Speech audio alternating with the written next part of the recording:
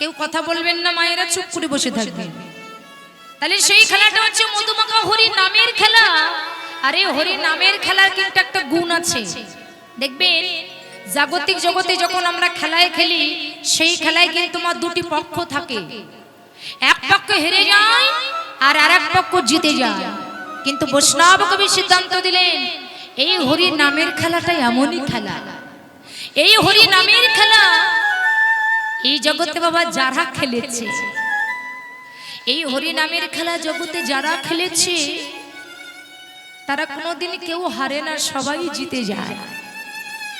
আরে হরি নামের খেলা বাবা আর একটা গুণ আছে। কি গুণ?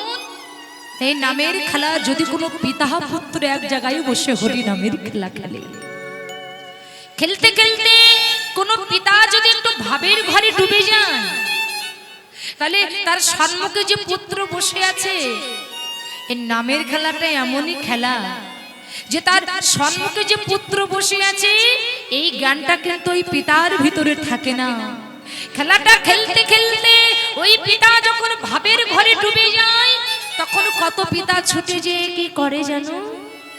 কত পিতা ধরে ওই পুত্রের চরণ,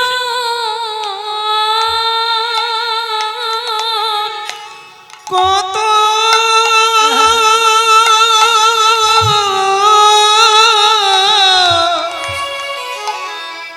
কত পিতা ধরি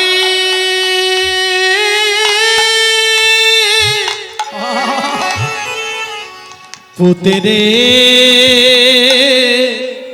চরণ। হরি নামের তরঙ্গ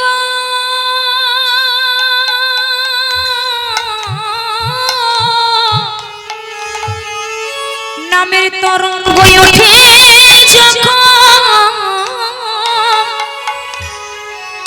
তখন কত পিতা ধরে ওই পুত্রের চরণ। ওরে হরি নামের তরঙ্গ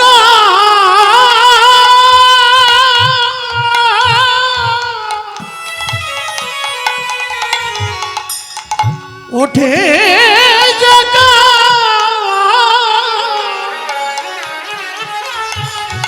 কত পিতা ধরে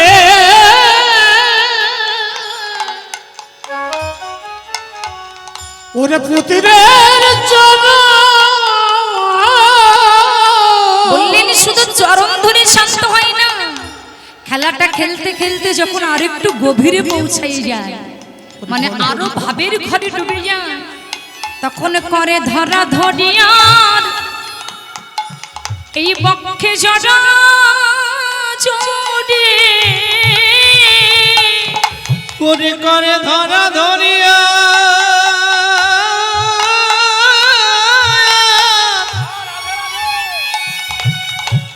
বক্ষে জড় জড়ে এই ধুলায় দিয়ে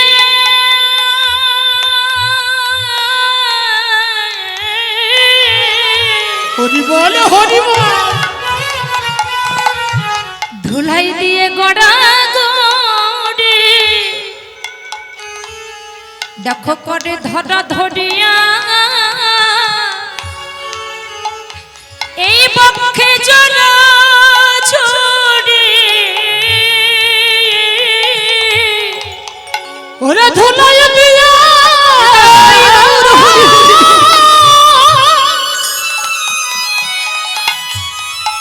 ওরে ধুলাই দিয়া গড়া গড়ি করে ধরা ধরিয়া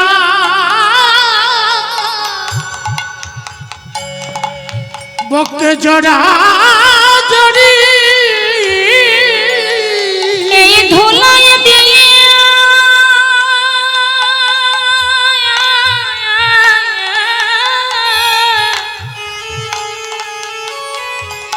ধুলাই দিয়ে গড়া গড়ে করে ধরা ধরে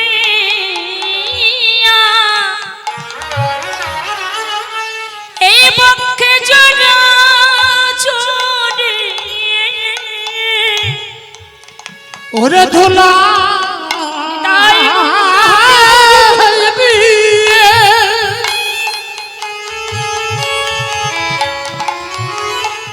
ধুলাই দিয়ে গড়া গড়ি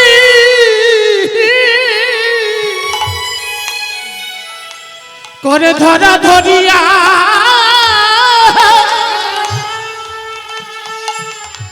বকে জড়া জড়ি তাদের তখন তো বলো এই হরি নামের খেলাটা এমনই খেলা, কোনো পিতা যদি ভাবের ঘরে ডুবে যায় তাহলে যে তার সামনে পুত্র বসে আছে এই জ্ঞানটা ওই পিতার ভিতরে থাকে না। আহা আত্মস্মৃতি আত্মস্মৃতি জ্ঞান শূন্য হয়ে করে ধরা ধরিয়ার জড়া জড়ি ওরে আত্মস্মৃতি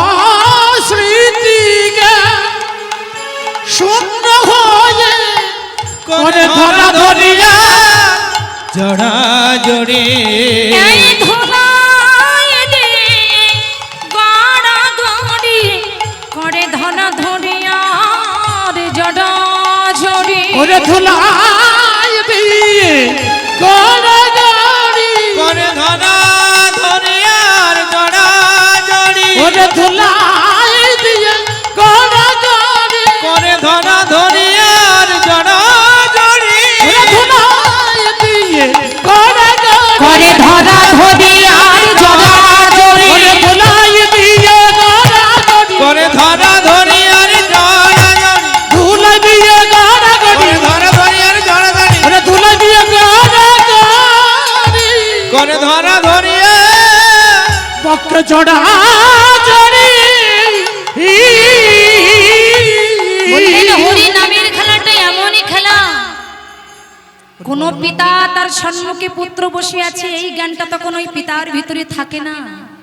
তখন কত পিতা ছুটে যেয়ে তার পুত্রের চরণ দুটি জড়িয়ে ধরে, পুত্রের চরণ দুটি জড়িয়ে ধরে। আর এটাই হচ্ছে একমাত্র হরি নামের খেলা। বাবা হঠাৎ করে এই হরি নামের খেলাটা খেলতে খেলতে গৌরাঙ্গ মহাপ্রভু ওই গগন পাটে লক্ষ্য করলেন, গগন পাটে চেয়ে দেখলেন যে গগনের বেলা ডুবে যাওয়ার সময় হয়ে গেছে। তখন গৌর হরি আমাদের মতো কলিজীবকে ডেকে ডেকে বললেন, হে কলির কলুষিতজি, বেলা যখন ডুবে যাওয়ার সময় হয়ে গেছে তখন গৌর হরি আমাদেরকে ডেকে বলছে, কি বলছে মায়েরা দিকে লক্ষ্য করুন, আমার দিকে মন দিয়ে শুনবেন এই জায়গাটা। বেলা যখন ডুবে যাওয়ার সময় হয়ে গেছে তখন গৌর হরি আমাদের মতো জগৎজীবকে লক্ষ্য করে বললেন, কলির কলুষিতজি, একবার চেয়ে দেখো বেলা ডুবে যাওয়ার সময় হয়ে গেছে। সারা জীবন ধরে বললেন, ঘরে যদি যেতে চাও তাহলে সেজে নাও। কি গো, আবার সাজতেও বললেন, বললেন কোন সাজ? এই পার্থিব মায়াময় জাগতিক জগতে আমরা তো অনেক রকমের সাজে সাজি। কি গো, সাজি না? অনেক দিদি ভাইরা বৌদি ভাইরা সাজতে তো উল্টো পাল্টারও চলে যায়। বলে জাগতিক জগতের সাজে সাজলে তোমার শুধু সাজা পেতে হবে, আর ওই সাজাই কখনো কোনো দিনই তুমি গৌর গোবিন্দের কৃপা লাভ করতে পারবে না। বললেন ওই সাজাই তুমি কখনো কোনো দিন গৌর গোবিন্দের কৃপা লাভ করতে পারবে না। তাহলে শাস্তে বলেছে কোন সাজ? বললেন তিলকম তুলসী মাল্য শিষ্য কবির বহির্বেশ সদা মুখে হরি নামে পঞ্চম লক্ষণ বৈষ্ণবে।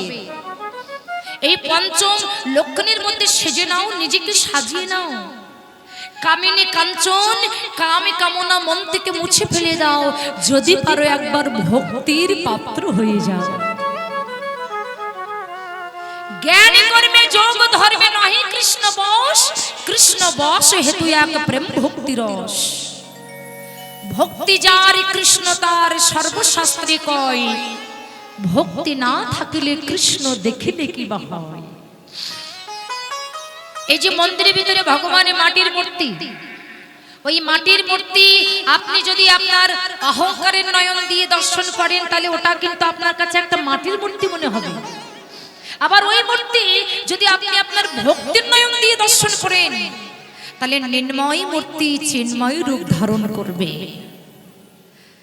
এখানে বৈষ্ণব কবি সিদ্ধান্ত দিলেন এই জগতে যার কাছে ভক্তি আছে তার কাছে আমার ভগবান আছে, আর যার ভক্তি নাই সে কোটি কোটি টাকার মালিক হোক, গাড়ি বাড়ি ব্যাংক ব্যালেন্স যাই কিছু থাক না কেন, সে কখনো কোনোদিন আমার গৌর গোবিন্দের কৃপা লাভ করতে পারবে না। কেননা এ জগতে ভগবানকে পেতে গেলে একমাত্র ভক্তি শ্রেষ্ঠ। দেখুন বাবা, এই পঞ্চ পাণ্ডবের যতদিন ওরা পথের কাঙালে ছিল ততদিন কিন্তু ওদের কাছে কৃষ্ণ ছিলেন। তা কুরুক্ষেত্রের যুদ্ধের পরে ধর্মরাজ যুধিষ্ঠির যখন রাজ সিংহাসন ফিরে পেয়েছিলেন, রাজ সিংহাসন যখন ফিরে পেলেন, হঠাৎ করে কৃষ্ণ কুন্তিকে ডেকে বলছে যে পিসিমা এবার আমি যাই। কুন্তি তখন কৃষ্ণের কথা শ্রবণ করে কৃষ্ণকে ডেকে ডেকে বলছে যে বাবা বাবা আমি তোর ভাষাই প্রকাশ পাচ্ছি, তুই তো চলে গেলে আর আসবি না। কৃষ্ণ তখন কুন্তিকে ডেকে ডেকে বললেন যে পিসিমা আমি চলে গেলে আর আসবো না, এটা তুমি কেমন করে বুঝতে পারলে? কুন্তি বললেন কৃষ্ণ এ জগতে কেউ জানুক বা না জানুক আমি তো জানি তুই তো ভক্তের ভগবান। এতদিন পঞ্চপাণ্ডব ভিখারি হয়েছিল, তুই ওদের সখা হয়েছিলি, আর আজকে পঞ্চপাণ্ডব রাস ঐশ্বর্য ফিরে পেয়েছে তাই তো তুই ওদেরকে ছেড়ে চলে যাচ্ছিস। তাই কৃষ্ণ বাবা এতদিন পরে বোঝা গেল কি জানিস, বিষয় থাকিতে কৃষ্ণ প্রেম নাই হয়, বিষয়ের দূরে কৃষ্ণ প্রেম জানিও নিশ্চয়। তা কৃষ্ণ যখন চলে যাচ্ছেন কুন্তি তখন কৃষ্ণকে ডেকে ডেকে বলেছিল যে কৃষ্ণ তুই তো চলে যাচ্ছিস, তা চলে যাওয়ার আগে আমি তোর চরণে একটা প্রণাম করতে চাই। কৃষ্ণ বললেন পিসিমা তুমি আমার চরণে প্রণাম করবে, সম্পর্কে আমি তো তোমার ভাইপো হই। বলেন ওরে তুই আমার ভাইপো বলে আমি তোকে প্রণাম করছি না, তুই একটা পুরুষ বলে আমি তোকে প্রণাম করছি। বলে আমি কি শুধু পুরুষ, তোমার পঞ্চপাণ্ডব ওরা কি পুরুষ নয়? বলছে ওরা হচ্ছে শুধু পুরুষ আর তুই হলি আদি পুরুষ। আচ্ছা কৃষ্ণ তুই তো চলে যাচ্ছিস বাবা, তা চলে যাওয়ার আগে আমি তোর কাছে একটা বস্তু চাইবো, তুই আমায় দিবি? বলছে পিসিমা তুমি কি চাও বলো? বলছে বাবা তুই 300 অঙ্গীকার কর যে আমি তোর কাছে যা চাইবো তুই আমায় তাই দিবি। কৃষ্ণ বললেন পিসিমা আমি 300 বার অঙ্গীকার করলাম, তুমি যা চাইবে আমি তাই দেব, বলো তুমি কি চাও? কুন্তি তখন কৃষ্ণকে ডেকে ডেকে বলেছিল কৃষ্ণ বাবা তুই যেন জীবনে কখনো কোনোদিন আমার সুখ দিস না, আমায় যেন তুই জীবনের সুখ দিস না। ও মায়েরা এই জগতে আমরা তো শুধু ভগবানের কাছে সুখ চাই, কি গো আমরা কি কেউ দুঃখ চাই? আপনারা কেউ দুঃখ চান ভগবানের কাছে? কি চান? সুখ চান। কিন্তু কুন্তি কৃষ্ণকে ডেকে বলছি কৃষ্ণ তুই যেন আমায় সুখ দিস না, আমায় দুঃখ দেবি। দুঃখ চাইলেন কেন? এই জগতে যারা সুখে থাকে, যারা সুখ বিলাস ভোগ করে, আচ্ছা বলুন তো বাবা আমরা যখন সুখে থাকি তখন কি ভগবানের নাম আমরা কেউ বদনে বলি? আমরা যখন সুখে থাকি তখন কি আমরা কেউ কোনোদিন ভগবানের নাম বলি? সুখে যখন থাকি আমরা ভগবানের নাম কেউ আমরা বদনে উচ্চারণ করি না, কিন্তু আমরা ভগবানের নাম করি কখন না যখন আমরা দুঃখ পাই, কষ্ট পাই, জ্বালা পাই, যন্ত্রণা পাই। তাই কুন্তি কৃষ্ণকে ডেকে বলছে কৃষ্ণ তুই যেন আমায় সুখ দিস না বাবা, আমি সুখ চাই না। কেন জানিস এই জগতের মানুষ এরা যখন সুখে থাকে তখন তোর নাম এরা সবাই ভুলে যায়, কিন্তু তুই যদি আমার প্রতি ক্ষণে ক্ষণে দুঃখ দিস, কষ্ট দিস, আমি যদি জ্বালা পাই, যন্ত্রণা পাই, তবে আর কোনো কিছু না হোক, এই মধুমাখা কৃষ্ণ নামটা বদনে নিয়ে আমি তো হা কৃষ্ণ প্রাণ কৃষ্ণ বলে নয়নের জলে কাঁদতে পারবো।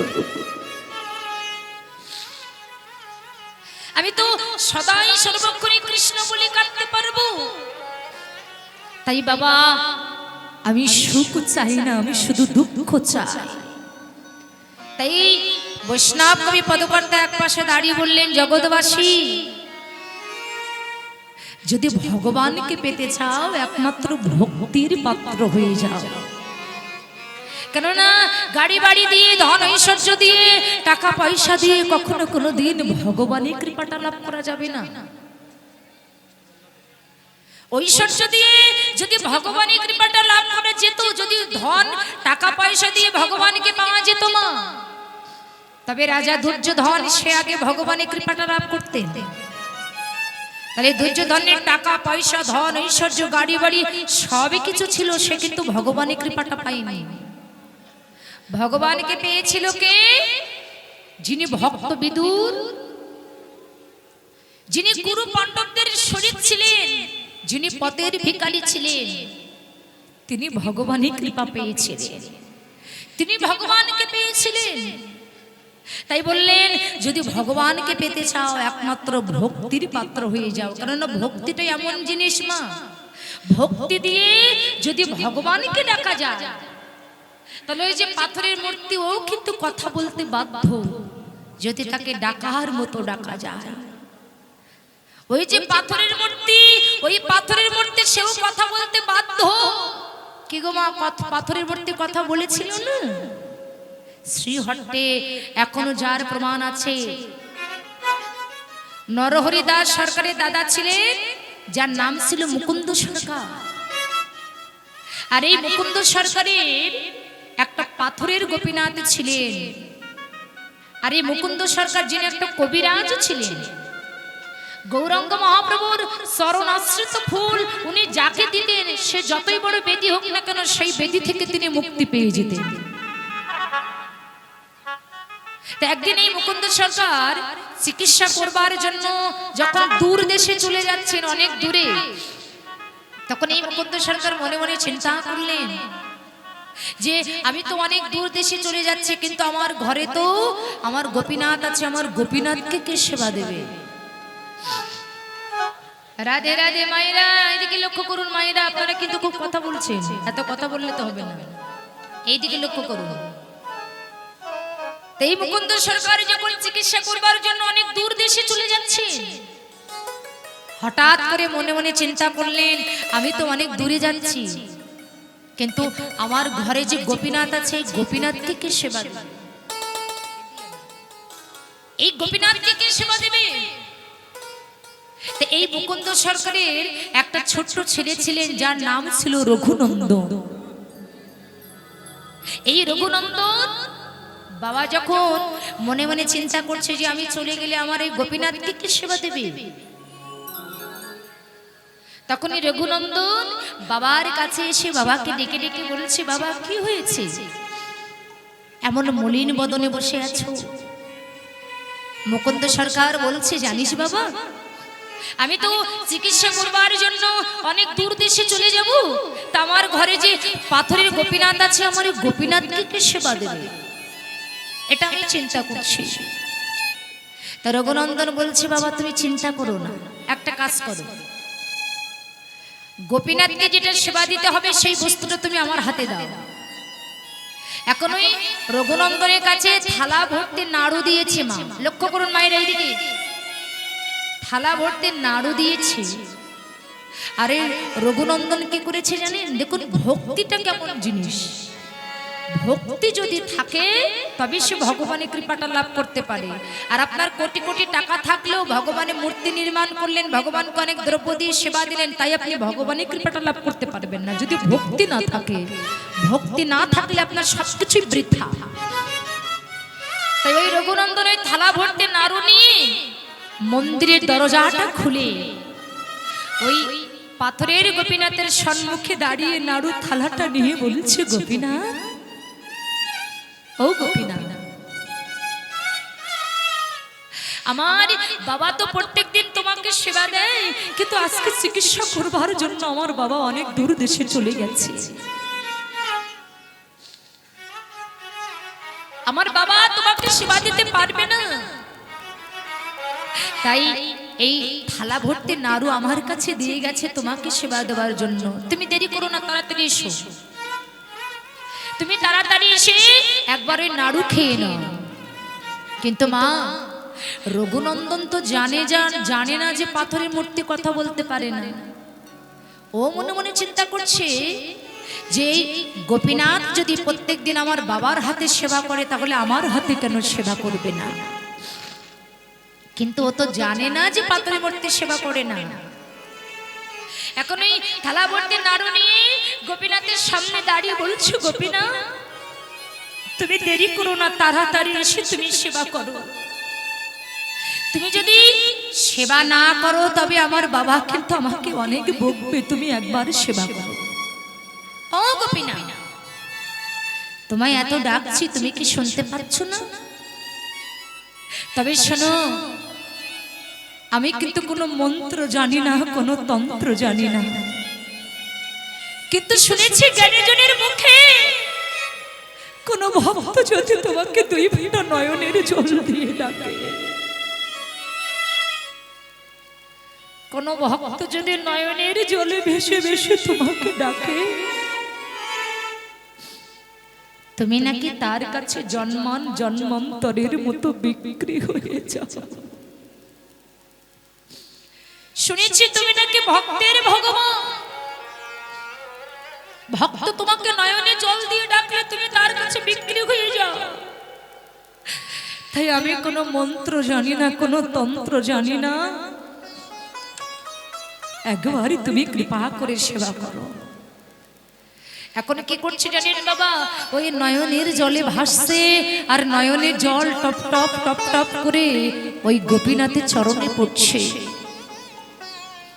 রঘুনন্দন গোপীনাথ গোপীনাথ বলতে বলতে ওই মাটিতে ঠুকে ঠুকে কাঁদছে, পাথরের উপরে মাথাটা ঠুকে ঠুকে কাঁদছে, কপাল ফেটে রক্ত ঝরঝর করে ঝরে পড়ছে। বল হরি বল। নয়নের জল গড়াতে গড়াতে গোপীনাথের চরণে যেয়ে পড়েছে। কিন্তু ভগবান নিজ বদনে বললেন, আমি সব সইতে পারি, কিন্তু কোন ভক্ত যদি নয়নের জলে আমায় ডাকে, নয়ন জলে আমায় ডাকে, শুধু এ জনম নয়, আমি প্রতি জনমের মতো তার কাছে বিক্রি হয়ে যাই। আমি তার কাছে জনমে জনমে বিক্রি হয়ে যায়। গোপীনাথ রঘুনন্দন নয়নে জলে কাঁদছে। আমা, আপনি ভগবানকে দই সন্দেশ আঙুর আপেল দিয়ে ভগবানকে দুর্বল করতে পারবেন না, আপনি ঐশ্বর্য দিয়ে দুর্বল করতে পারবেন না, কিন্তু ভগবানকে দুর্বল করা যাবে একমাত্র ভক্তের দুই নয়নের জল দিয়ে। সাধক মীরাবাই বলেছিলেন, গো প্রত্যেকদিন গঙ্গা স্নান করলে যদি ভগবানের কৃপাটা লাভ করে যেত, তাহলে জলের ভিতরে যারা বাস করছে তারা আগে ভগবানের কৃপাটা লাভ করতেন। প্রত্যেকদিন সুপক্ষ ফল সেবা করলে যদি ভগবানের কৃপাটা পাওয়া যেত, তাহলে বানর বানরী এরা আগে ভগবানের কৃপাটা লাভ করতেন। গলায় তুলসী মালা পরিধান করলে যদি ভগবানের কৃপাটা পাওয়া যেত, তাহলে এক ঝাড় তুলসীতে গলায় পরে রাখলেই হয়ে যেত। সবশেষে সাধক মীরাবাই বলেছিলেন, তোমরা যাই কিছু কও না কেন, মীরা কহে বিনা প্রেম সে নাহি মেরে নন্দলালা। তুমি যতই পণ্ডিত হও আর যতই তুমি গ্রন্থ অধ্যয়ন করো, যতই তুমি শাস্ত্রজ্ঞ হও না কেন, যদি তোমার ভিতরে ভক্তি না থাকে তবে তোমার সব কিছুই বৃথা।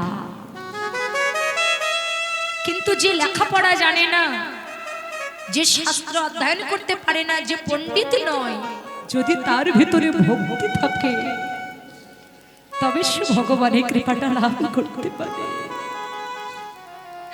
তাই রঘুনন্দন যখন নয়নের জলে গোপীনাথ গোপীনাথ বলে কাঁদছে, নয়নের জল গড়াতে গড়াতে যখন গোপীনাথের চরণে পড়েছে, ওমা ওই পাথরের গোপীনাথ না, ওই অচল গোপীনাথ সে আর অচল হয়ে থাকতে পারল না। হঠাৎ করে ভক্তের নয়নের জল দেখে ওই অচল গোপীনাথ সচল হয়ে গেলেন। ওই পাথরের মূর্তি সে আর পাথর হয়ে থাকতে পারল না, নিজ মূর্তি ধারণ করে রঘুনন্দন যখন মাথা ঠুকে ঠুকে ধুলায় গড়াগড়ি দিয়ে কাঁদছে, তখন গোপীনাথ নিজ মূর্তি ধারণ করে পিছন দিক থেকে এসে রঘুনন্দনের কণ্ঠটা জড়িয়ে ধরেছে। রঘু, এই তো বাবা আমি এসেছি, তুই কেন এমন করে নয়নে চলে কাঁদছিস? নাড়ু খাবো তো, দে নাড়ু দে। এখন এই গোপীনাথ যখন এসে দাঁড়িয়েছে আর রঘুনন্দন যখন নাড়ু থালাটা ধরেছে, একটা একটা করে গোপীনাথ নাড়ু সেবা করছে, রঘুনন্দন দর্শন করছে। হঠাৎ নাড়ু সেবা করতে করতে সব নাড়ু সেবা হয়ে গেছে আর একটা নাড়ু ওই থালার উপরে পড়ে আছে। রঘুনন্দন খপ করে হাতটা এঁটে ধরেছে, দাঁড়াও, সব খেয়ে ফেলছো। আমার বাবা বাড়ি এসে আমার কাছে যখন প্রসাদ চাইবে আমি প্রসাদ খেতে দেব, প্রসাদ দেব কোথা থেকে? তুমি তো সব খেয়ে ফেলছো। গোপীনাথ রঘুনন্দনের কথাটা শ্রবণ করে রঘুনন্দনকে ডেকে বললেন, রঘু রে, এই জগতে কত ভক্ত আমার কত কিছু সেবা দেয়, কিন্তু সবাই আমার সামনে দিয়ে রেখে যায়। আমরা যখন ভগবানকে সেবা দেই কেমন করে দেই? কেমন করে সেবা দেই মা? বন্ধুর সাথে কথা বলবো, সেখানে ঘন্টার পর ঘন্টা সময় আমরা ব্যয় করতে পারি। কোনো আত্মীয় স্বজন এসেছে, সেখানে আমরা ঘন্টার পর ঘন্টা সময় ব্যয় করতে পারি। কিন্তু যখন আমরা মন্দিরে যাই, ওই ভগবানের কাছে যে 5 মিনিটের সময় ব্যয় করব, এই 5 মিনিটের সময় আমাদের হয় না। বলে সময় তোমার এখন হচ্ছে না, যেদিন ভগবানের ডাক আসবে সেদিন এত কাজকর্ম তোমার কোথায় যাবে? তাই গোপীনাথ রঘুনন্দনকে বলছে, জানিস রঘু, এই জগতে সকল ভক্ত আমায় সেবা দেয়, তবে সবাই আমার সামনে রেখে যায়। তোর মতো এমন করে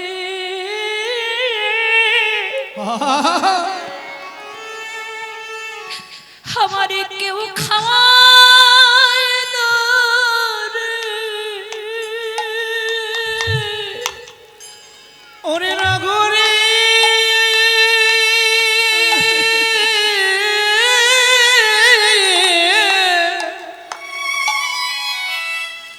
তোর মতো এমন করি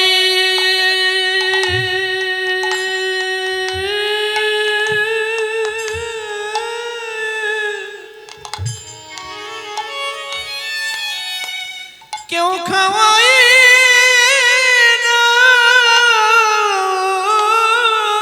রে। ওরে নয়ন জলে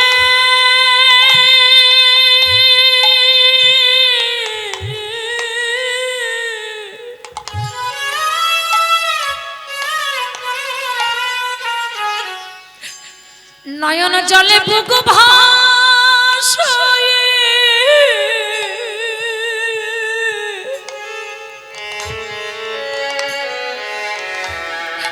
তোর মতো এমন করে